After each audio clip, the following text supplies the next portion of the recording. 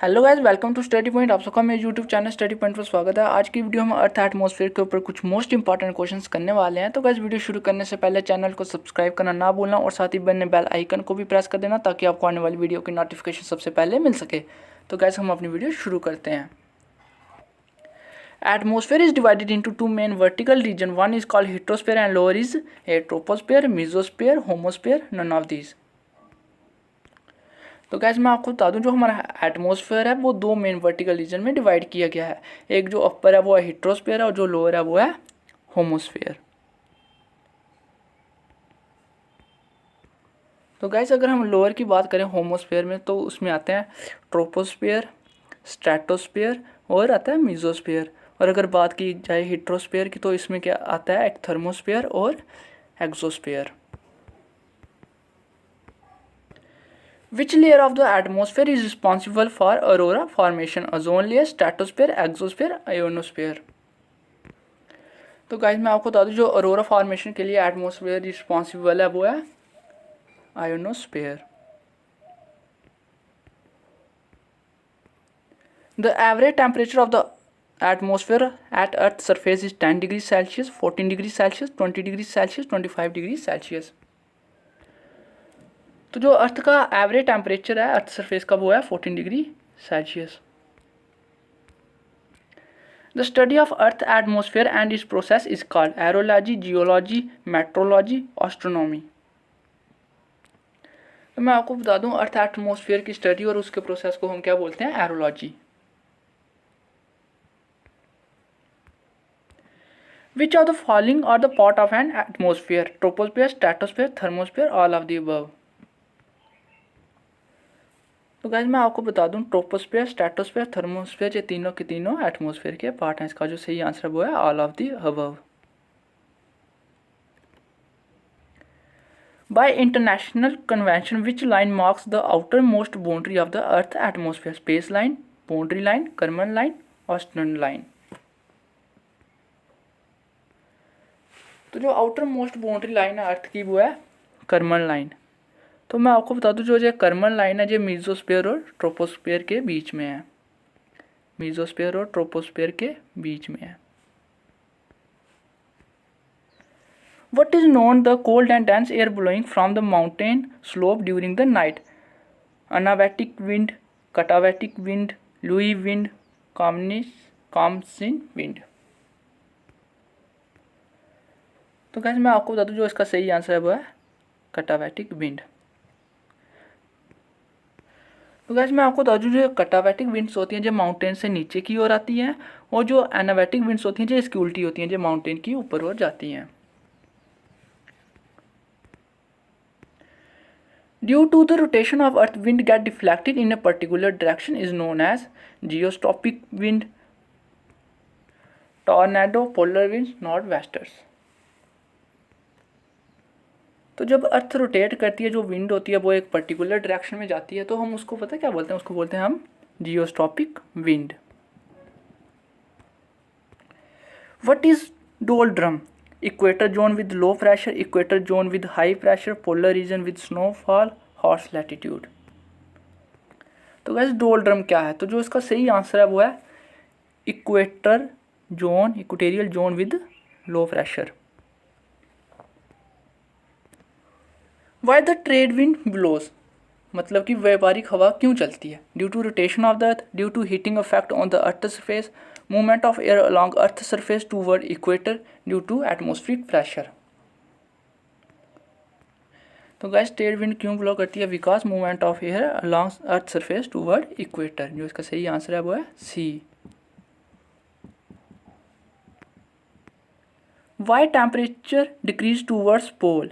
Air move toward equator, cold heavy air prevent to reach sun heat to ground, cold surface do not absorb solar energy, progressively lesser solar energy per unit area falls on earth surface as we move to polar region। तो जो temperature है वो पोल की तरफ क्यों कम होता है, उसका तापमान क्यों कम घटता है? जो इसका सही आंसर है वो है D. lesser solar energy per unit area falls on the earth surface as we move to polar region। तो पोल की तरफ टेम्परेचर जो डिक्रीज इसलिए होता है, जो सूरज की रे होती हैं वो पोल के ऊपर वो कम पड़ती हैं। Which gas is second maximum by volume in the earth atmosphere? Nitrogen, oxygen, carbon dioxide, argon. तो गैस इसका जो सही आंसर है वो है oxygen. Oxygen second maximum gas है जो एटमोसफियर में पाई जाती है, और अगर हम पहली की बात करें वो है nitrogen. Which of the following gases absorb ultraviolet rays? Carbon dioxide, neon, ozone, nitrogen. तो गैस मैं आपको बता दूं जो ओजोन गैस है वो अल्ट्रावायलेट रेज अब्जॉर्ब करती है। और साथ ही में मैं आपको बता दूं जो ओजोन लेयर होती है वो स्ट्रेटोस्फीयर में पाई जाती है।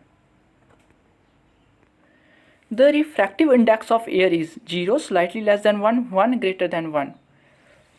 तो मैं आपको बता दूं जो एयर का रिफ्रैक्टिव इंडेक्स है वो है जस्ट ग्रेटर देन 1, 1.0 समथिंग है गाइस ये। The density of air at sea level is about 1 kg per meter cube, 1.2 kg per meter cube, 1.8 kg per meter cube, 2 kg per meter cube। तो जो density of air sea level पे है वो है 1.2 kg per metre cube. Important question है guys. The average atmospheric pressure at sea level is 660 millimetre of mercury, 700 millimetre of mercury, 760 millimetre of mercury, 800 millimetre of mercury. तो मैं आपको बता दूं जो एवरेज एटमॉस्फेयर प्रेशर है सी लेवल पे वो है 760 millimetre of mercury. The ozone layer is contain with in the troposphere, stratosphere, mesosphere, thermosphere. तो गाइस इसका आंसर मैंने आपको पहले भी बताया था, जो ओजोन लेयर वो स्ट्रेटोस्फेयर में पाई जाती है। Which of the following contain roughly 80% of the Earth atmosphere? Troposphere, stratosphere, mesosphere, thermosphere। तो गैस मैं आपको बता दूं जो 80% अर्थ एटमोसफेयर है वो ट्रोपोस्फेयर में आता है। तो गैस इंपॉर्टेंट क्वेश्चन है, following is also referred as exobase? Troposphere, stratosphere, thermosphere, exosphere. तो गैस हम थर्मोस्फेयर को क्या बोलते हैं? एक्सोबेस। और जो एक्सोबेस है जो एक्सोस्फेयर की वो है लोअर बाउंड्री है। The highest layer that can be assessed by jet powered aircraft? Troposphere, stratosphere, mesosphere, thermosphere. जो हाईएस्ट लेयर है जिसमें जेट द्वारा पहुंचा जा सकता है तो गाइज वो है स्ट्रेटोस्फेयर, समताप मंडल। The atmosphere of the earth is retained by earth gravity, earth core, both A and B, none of the above.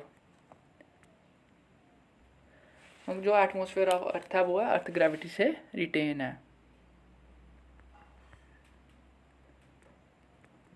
मतलब कि अर्थ ग्रेविटी से ही पृथ्वी का वातावरण बनाया जाता है। The part of atmosphere which contain constant gas which known as composition called homosphere, thermosphere, heterosphere, none of the above.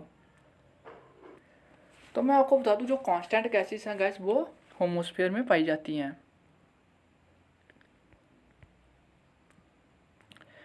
The part of atmosphere which is consisting on variable gas with known composition is called stratosphere, heterosphere, homosphere, none of the above। तो मैं आपको बता दूं जो variable gases होती हैं वो हेट्रोस्फेयर में पाई जाती हैं। तो गाइस याद रखना जो कांस्टेंट गैस है वो होमोस्फेयर में पाई जाती हैं कांस्टेंट गैसेस, और जो वेरिएबल गैसेस है वो हेट्रोस्फेयर में पाई जाती हैं।